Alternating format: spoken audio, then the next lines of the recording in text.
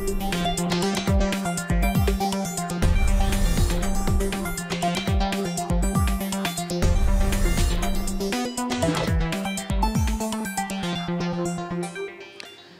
করব বাংলাদেশ বিমানের যাত্রী সেবার মান ও বর্তমান অবস্থা নিয়ে, সেই সাথে বাজারে চাল, সবজি সহ নিত্য প্রয়োজনীয় পণ্যের দরদাম নিয়েও।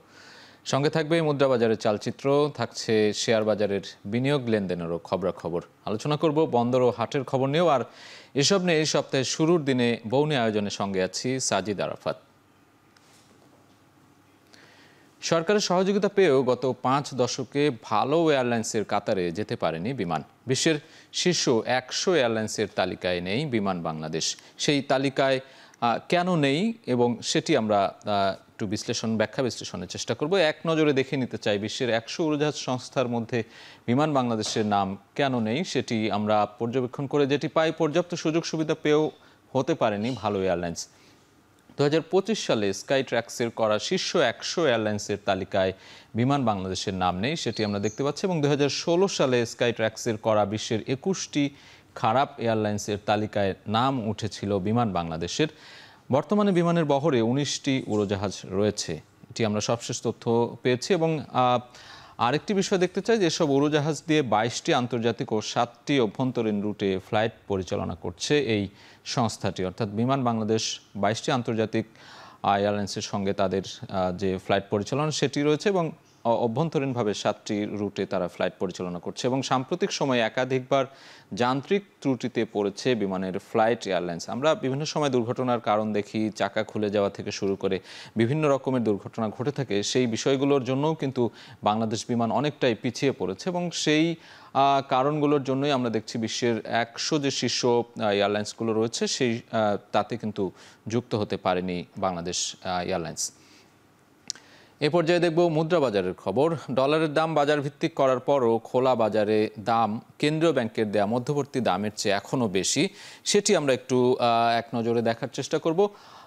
কেন আসলে এই বৈদেশিক মুদ্রার বাজারের যে বিষয়গুলো সেটি দেখছি যে মার্কিন ডলার ক্রয় মূল্য 121.45 টাকা এবং বিক্রয় মূল্য 121.52 টাকা। ইউরো ক্রয় মূল্য 142.15 টাকা এবং বিক্রি হচ্ছে 142.28 টাকা। পাউন্ডের ক্ষেত্রে আমরা দেখছি 164.87 টাকায় ক্রয় মূল্য এবং বিক্রয় মূল্য দেখছি 164.98 টাকায় বিক্রি হচ্ছে। এবং রুপির ক্ষেত্রে দেখছি 1.39 এবং অপরিবর্তিত বিক্রিও কিন্তু 1.39। ইউয়ান 16.91 এবং বিক্রি হচ্ছে 16.92। বাংলাদেশ ব্যাংকের সূত্রে আমরা এই তথ্যগুলো জানাচ্ছি। এবং পরবর্তীতে আরেকটি কার্ড দেখতে চাই, অস্ট্রেলিয়ান ডলার 79.46 ক্রয় মূল্য এবং বিক্রয় মূল্য 79.67। সিঙ্গাপুর ডলার 94.82, 94.94 দেখছি বিক্রয় মূল্য। কানাডিয়ান ডলার 88.87 ক্রয় মূল্য এবং বিক্রয় মূল্য 88.92। ইয়েন, শ্রীলঙ্কান রুপি পর্যায়ক্রমে একটু দেখে নিতে চাই। ইয়েন 0.82 ক্রয় বিক্রয় অপরিবর্তিত এবং শ্রীলঙ্কান রুপি আমরা দেখছি 2.47 ক্রয় মূল্য এবং 2.48 হচ্ছে বিক্রয় মূল্য। বাংলাদেশ ব্যাংকের যে তথ্য রয়েছিল মুদ্রা বাজারের এই ক্রয় বিক্রির যে বিষয়টি সেটি আমরা দেখছিলাম। এই পর্যায়ে আমরা দেখতে চাই স্থল বন্দরের খবর। দেশের 24টি বন্দর থেকে এরই মধ্যে 4টি বন্ধ করা হয়েছে। ভারতের সঙ্গে থাকা 3টি স্থল বন্দর বন্ধ করেছে সরকার। সেটি আমরা একটু দেখে নেব স্থল বন্দরগুলোর কি অবস্থা। ভারতের সঙ্গে বলছিলাম যেটি 3টি স্থল বন্দর বন্ধ এবং একটির কার্যক্রম স্থগিত রয়েছে। এবং কেন রয়েছে সেটি আমরা একটু ব্যাখ্যা বিশ্লেষণ করে দেখেছি যে ইমিগ্রেশন কার্যক্রম না থাকা সহ প্রয়োজনীয় অবকাঠামো গড়ে না ওঠায় এই সিদ্ধান্ত নেওয়া হয়েছে। এবং পয়েন্ট করে যদি বলতে চাই তাহলে বলতে হয় যে নিষ্ক্রিয় হিসেবে চিহ্নিত শেরপুরের নাকুগাঁও, ময়মনসিংহের গোবরাকুড়া, কড়াইতলী, জামালপুরের ধানুয়া, কামালপুর এবং দিনাজপুরের বিরল স্থলবন্দর। এছাড়াও চিলাহাটি, দৌলতগঞ্জ ও তেগামুখ স্থলবন্দরে বর্তমানে আমদানি রপ্তানি কার্যক্রম নেই, সেটি আমরা দেখলাম। এবং বাল্লা স্থল বন্দরের অবকাঠামো নির্মাণ শেষ হলেও ভারতীয় পাহাড়মুড়ায় অবকাঠামো না থাকায় কার্যক্রম চালু সম্ভব হয়নি। এটিও একটি বড় কারণ এই যে স্থলবন্দর কার্যক্রম স্থগিত বা বন্ধ হওয়ার।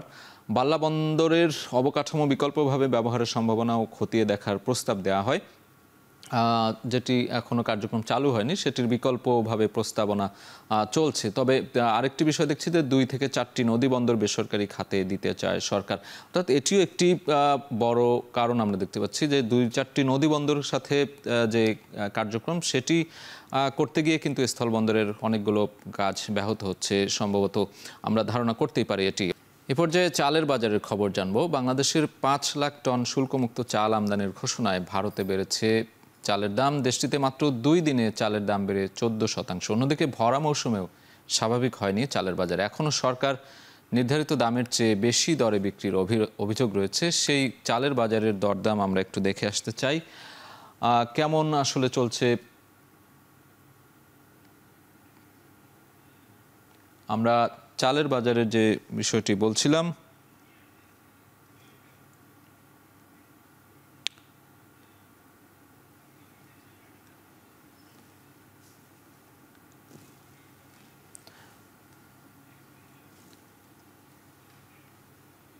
দর্শক চালের বাজারের খবর জানাবো। আমরা কিছুক্ষণ অপেক্ষা করছি সেটির জন্য। তবে তার আগে জেনে নিতে চাই যে সবজি এবং ডিম সহ নিত্যপণ্যের যে বাজার, সেই খাদ্য মূল্যস্ফীতি, সেই তথ্যচিত্র একটু দেখে নিতে চাই। নিত্য প্রয়োজনীয় পণ্যের যে দরদামের চিত্র সেটি আমরা দেখছি। বাজারে বেড়েছে সব ধরনের সবজির দাম। 100 টাকার নিচে নেই কোনো সবজি। করলা, বরবটি, কাঁকরোল বিক্রি হচ্ছে 100 থেকে 120 টাকায়। আমদানি করা টমেটোর কেজি 160 থেকে 180 টাকা কেজি। আর পটল, ঢেঁড়স, ঝিঙার কেজি 80 থেকে 100 টাকা। অর্থাৎ বোঝা যাচ্ছে যে 80 থেকে 100 টাকার কমে কিন্তু কোনো ধরনের সবজি, নিত্যপণ্য যেগুলো মানুষের দৈনন্দিন জীবনের যে রান্না করার যে বিষয় থাকে, সেই কোনোটি কিন্তু দাম কমতির দিকে নেই, সবগুলোই দাম বাড়ছে। চিচিঙ্গা, ধুন্দল, কচুমুখী কেজিতে বিক্রি হচ্ছে 60 থেকে 80 টাকা। কাঁচা মরিচের দাম ছাড়িয়েছে 200 থেকে 250 টাকা পর্যন্ত।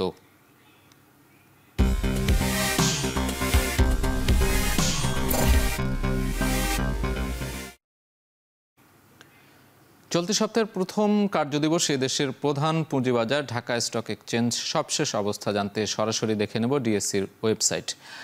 আমরা দেখে নিতে চাই Dhaka stock exchange PLC DSC X ইন্ডেক্সে দেখছি 5396.5টি লাস্ট আপডেট দেখতে পাচ্ছি। 1:36 এখন। দুপুর 2:30 পর্যন্ত লেনদেন হবে আমরা জানি। এর মধ্যে এখনও কিন্তু ঘন্টাখানেক বাকি রয়েছে, আরও লেনদেন হয়তো বাড়বে আমরা দেখছি। এবং ডিএসসি এস ইন্ডেক্সে দেখছি, যেটি সরিয়া ভিত্তিক ইন্ডেক্স, লেনদেন 1171 পয়েন্ট। ডিএস 30 ইন্ডেক্স আমরা দেখছি, অর্থাৎ 30টি যে স্ট্যাবল বা বড় বড় কোম্পানির যে একটি বিষয়, সেটিতে আমরা দেখছি যে লেনদেনের পরিমাণ 2093.6 পয়েন্ট। আমরা একটু দেখে নিতে চাই, এখানে দর বেড়েছে 213টির, আমরা দেখতে পাচ্ছি 213টি কোম্পানির দর বেড়েছে এবং 114টি কোম্পানির দর কমেছে। অপরিবর্তিত রয়েছে 70টির। এবং আরেকটি বিষয় দেখে নিতে চাই যে লেনদেনের পরিমাণ আমরা দেখছি ডিএসসি এক্স ইন্ডেক্সে বেড়েছে 0.866%। ডিএসসি এস ইন্ডেক্সে বেড়েছে 0.72% এবং ডিএস 30 ইন্ডেক্সে বেড়েছে 0.95% পর্যন্ত। বিষয়গুলো দেখছিলাম যে এখনও কিন্তু আরও 1 ঘন্টার মতো, অর্থাৎ আমরা জানি যে আজকে সপ্তাহের প্রথম দিন 2:30 পর্যন্ত লেনদেন হবে। এখন পর্যন্ত আমরা দেখছি লেনদেনের পরিমাণগুলো 3টি যে রয়েছে সেই লেনদেনের পরিমাণ দেখছিলাম এবং এখানে যেটি দেখছি যে অপরিবর্তিত রয়েছে, যেগুলো বেড়েছে সব কিছু আমরা এখানে সরাসরি দেখতে পাচ্ছি ডিএসসি ওয়েবসাইটে। এখন পর্যন্ত কিন্তু আমরা সবশেষ বিষয়টি জানানোর চেষ্টা করলাম। পরবর্তীতে আরও 1 ঘন্টা কিন্তু এখানে লেনদেনের পরিমাণ হবে এবং লেনদেনের পরিমাণ আরও বাড়তে পারে বলে আমরা আশা করছি।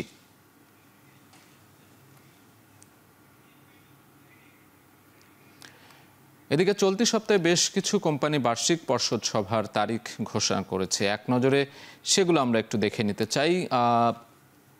কি ধরনের বৈঠকগুলো হয়ে থাকে বার্ষিক পর্ষদ সভা, বিভিন্ন কোম্পানির বৈঠক হয়ে থাকে আমরা একটু দেখতে চাই। সেলবো কেমিক্যাল ইন্ডাস্ট্রি লিমিটেড 18 আগস্ট 2025 তাদের যে বার্ষিক পর্ষদ সভা সেটির তারিখ ঘোষণা করা হচ্ছে।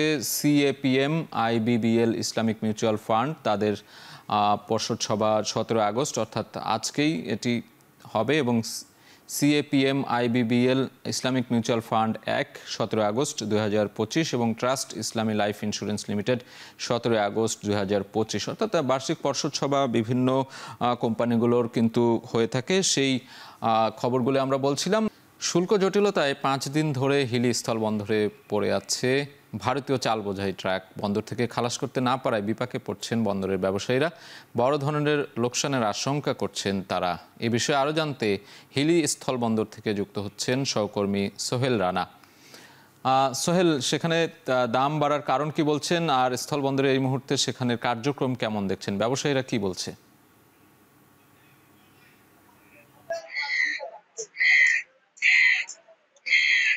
সাজিদ, সরকারি অনুমতি পাওয়ার পর হিলি স্থলবন্দরে যারা আমদানিকারক রয়েছেন তারা গত মঙ্গলবার থেকে ভারত থেকে চাল আমদানি শুরু করেছিলেন এবং চাল আমদানি সেটি কিন্তু এখনো অব্যাহত রয়েছে। তবে চাল আমদানি করবার পর ব্যবসায়ীরা কিন্তু একটা বড় ধরনের বিপাকে পড়েছেন। তারা যেটি বলছেন যে শুল্ক জটিলতার কারণে এনবিআর যে সার্ভার রয়েছে সেখানে এখনো 59% শুল্ক দিয়ে সারকরণের যে বিষয়টি রয়েছে সেটি সার্ভারে থাকবার কারণে ব্যবসায়ীরা কিন্তু চালগুলো বিল অফ পেমেন্টে দাখিল করে সেগুলো কিন্তু বন্ধ থেকে খালাস করে বাজারজাত করতে পারছেন না, কিংবা দেখা যাচ্ছে যে এই চালগুলো তারা গুদামজাত করতে পারছে না। এতে করে তারা বড় ধরনের ক্ষতির মুখে পড়তে পারে বলে তারা কিন্তু বলছে। তারা বলছেন মূলত বন্দরে চার্জ দিতে হচ্ছে 5 দিন ধরে, কিংবা পার্কিং এর যে ব্যয়, অন্যান্য ব্যয় মিলে তাদের যে চালের যে ব্যয়টি আমদানি ব্যয় সেটি কিন্তু অনেকটাই বেড়ে যাবে। তারা বলছেন যে এটি যদি সরকার দ্রুত সমাধান না করে সেক্ষেত্রে এই চালগুলো নিয়ে তারা অনেকটাই বিপাকে পড়বেন বলে কিন্তু তারা বলছেন। আমি কাস্টমসের কর্মকর্তাদের সাথে কথা বলেছিলাম, তারা যেটি বলছেন যে বর্তমান যে সার্ভারে 59% শুল্ক রয়েছে, এই শুল্ক দিয়ে যদি কোনো আমদানিকারক চাল সারকরণ করতে চায় সেক্ষেত্রে তারা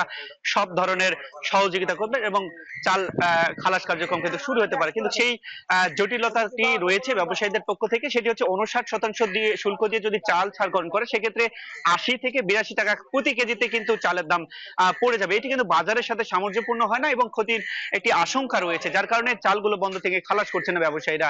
তো সব মিলিয়ে আরাফাত, বলা চলে যে চালের যে বাজার পরিস্থিতি সেটি নিয়ন্ত্রণে রাখতে গেলে কিন্তু এই শুল্কটি কমানো দরকার বলে কিন্তু ব্যবসায়ীরা দাবি করেছেন। ধন্যবাদ সোহেল। হিলি স্থলবন্দর থেকে যুক্ত ছিলেন সহকর্মী সোহেল রানা।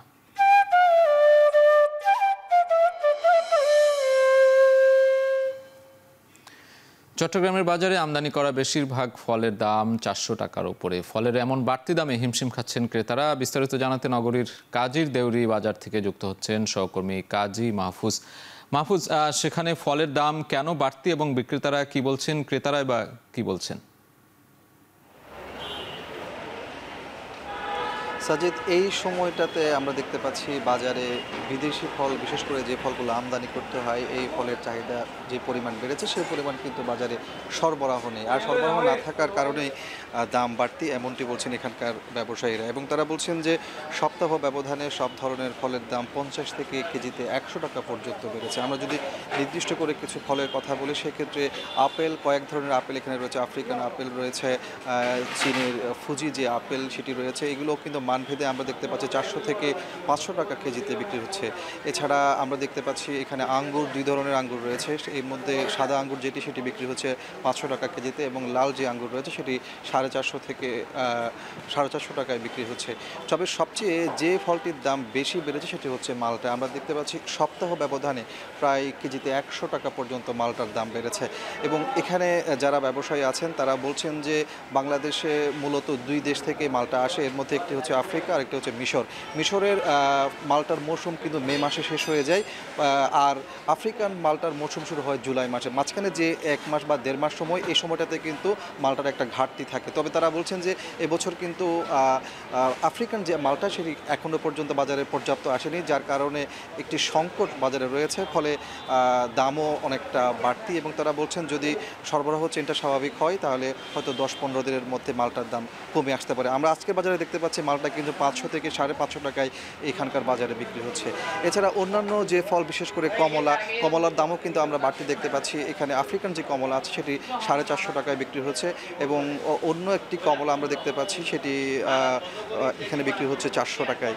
আর কমতির মধ্যে আমরা শুধুমাত্র একটি ফল দেখতে পাচ্ছি আমদানি করা, সেটি হচ্ছে নাশপাতি। সেটি আজকের বাজারে বিক্রি হচ্ছে 200 টাকা কেজি। তো সব কিছু মিলিয়ে বলা যায় যে আমদানি সংকট, আমদানি সরবরাহ কম, যার কারণে চট্টগ্রামের বাজারে বিদেশি ফলের দাম খানিকটা বেশি বলছেন এখানকার ব্যবসায়ী। তবে সরবরাহ চেন যদি স্বাভাবিক হয় সেক্ষেত্রে দাম কমে আসবে, তারা এমনটি আমাদেরকে জানিয়েছে। সাজিদ। চট্টগ্রাম থেকে যুক্ত ছিলেন কাজী মাহফুজ। এ পর্যায়ে যেতে চাই ব্রাহ্মণবাড়িয়ার খবর জানতে। ব্রাহ্মণবাড়িয়ার আশুগঞ্জ মোকামে চাহিদার বিপরীতে সরবরাহ স্বাভাবিক থাকলেও সব জাতের ধানের দামই ঊর্ধ্বমুখী, তবে স্থিতিশীল রয়েছে চালের বাজার। এ নিয়ে বিস্তারিত জানাতে মোকাম থেকে যুক্ত হচ্ছেন সহকর্মী আজিজুল সঞ্চয়। আজিজুল, আপনি তো বাজারে রয়েছেন, সেখানে ধান চালের দাম কেমন দেখছেন, ব্যবসায়ীরা কি বলছেন জানাবেন। সাজিদ, আশুগঞ্জের মেঘনাপাড়ের এই ধানের মোকামটি দেশের পূর্বাঞ্চলের সবচেয়ে বৃহৎ মোকাম এবং এখানে প্রতিদিন প্রায় 1 লক্ষ মণ ধান কেনাবেচা হয় ধানের মৌসুম যখন থাকে তখন। এছাড়া বাকি সময়টাতে সেটি 50,000 মণে নেমে আসে। তবে এখন আজকে আমরা যেটি দেখতে পাচ্ছি, যেখানে চাহিদা অনুযায়ী কিন্তু ধানের যে সরবরাহ সেটি কিছুটা স্বাভাবিক রয়েছে, তবে তার ফলে কিন্তু এখানে ধানের দর কিছুটা ঊর্ধ্বগতি। আমরা এটি নিয়ে কথা বলেছিলাম এখানকার যারা ব্যাপারী আছেন তাদের সঙ্গে। তারা যেটি বলছেন যে মূলত তারা কৃষকদের কাছ থেকে, হাওরের কৃষকদের কাছ থেকে ধান কিনে এনে তারা এখানে বিক্রি করেন। তবে এখন কৃষকদের কাছ থেকে কিছুটা বাড়তি দরে তাদের ধান কিনে আনতে হচ্ছে, যার ফলে এখন ধানের যে দর সেটি আসলে কিছুটা ঊর্ধ্বমুখী। আমি আপনাকে যদি আজকের বাজার দর সম্পর্কে বলি, এখানে আজকে 3 ধরনের ধান পাওয়া যাচ্ছে, বিয়ার 28, 29 এবং মোটা ধান। তার মধ্যে 28 ধান কিছুটা পরিমাণে কম পাওয়া যাচ্ছে, সেটি বিক্রি হচ্ছে মানভেদে 1400 থেকে 1500 টাকা। 29 ধান বিক্রি হচ্ছে 1360 থেকে 1370 টাকা। এছাড়া মোটা ধান পাওয়া যাচ্ছে এখানে, সেটি বিক্রি হচ্ছে প্রতি মণ 1210 থেকে 1215 টাকা। মূলত এটিকে আসলে এখানকার যারা চালের যারা ব্যবসায়ী আছেন তারা এটিকে কিছুটা বাড়তি বলছেন। এবং চালকল মালিক সমিতির সাধারণ সম্পাদক মোহাম্মদ ওবায়দুল্লাহর সঙ্গে আমি কথা বলেছিলাম। তিনি যেটি বলছেন যে আসলে গেল 1 থেকে 1.5 মাস ধরেই মূলত এখানে এই যে ধানের যে দর সেটি কিছুটা ঊর্ধ্বমুখী, যার ফলে আসলে চালের বাজার যেটি সেটি কিন্তু স্থিতিশীল অবস্থায় আছে, সেটি এখনো পর্যন্ত বাড়েনি। আমি যদি আপনাকে আজকের যে বাজার দর, অর্থাৎ ব্রাহ্মণবাড়িয়া আশুগঞ্জে কিন্তু প্রায় 250-র মতো চালকল আছে এবং সব চালকলগুলো থেকে ঢাকা, চট্টগ্রাম, সিলেটে প্রতিদিন প্রায় 10 থেকে 12 কোটি টাকার চাল বাজারজাত করা হয়। আজকের বাজার দর অনুযায়ী পাইকারি সেটি প্রতি বস্তা বিয়ার 28 ধান বিক্রি হচ্ছে 2800 টাকা, যেটি 50 কেজির বস্তা। এছাড়া 29 ধান যেটি আছে সেটি বিক্রি হচ্ছে প্রতি বস্তা 2700 টাকার মতো।